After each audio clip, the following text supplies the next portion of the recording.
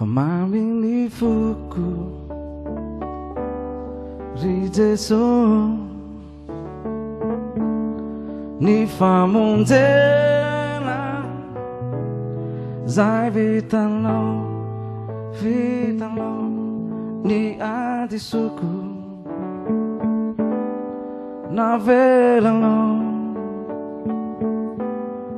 tena fakao mandakizai fazer so malalo mamundisu induniaiku na velanau velukanupu velukanu velukanau zai seja kau. How can he foko sini funau yara itepo tena hirai. How can he say you sini sai now irai safiti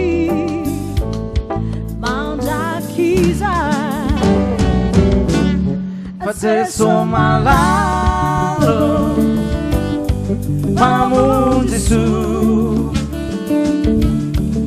induniaiku rai suana velukanupu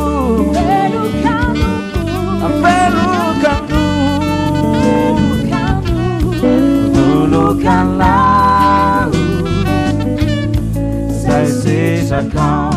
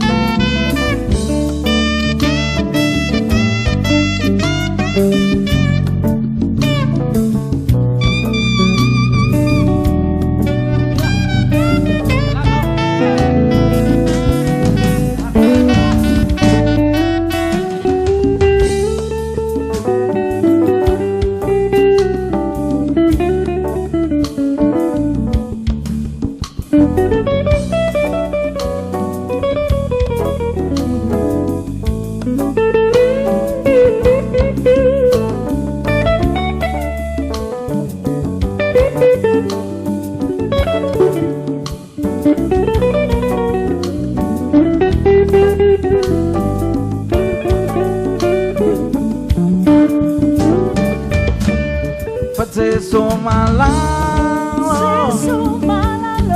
mamundisu induniaiku rai suana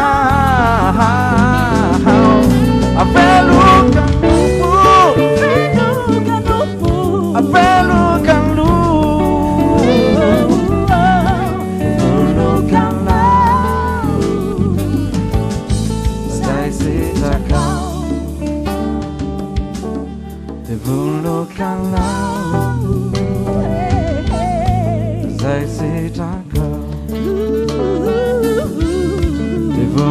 Kalau zai seja kau.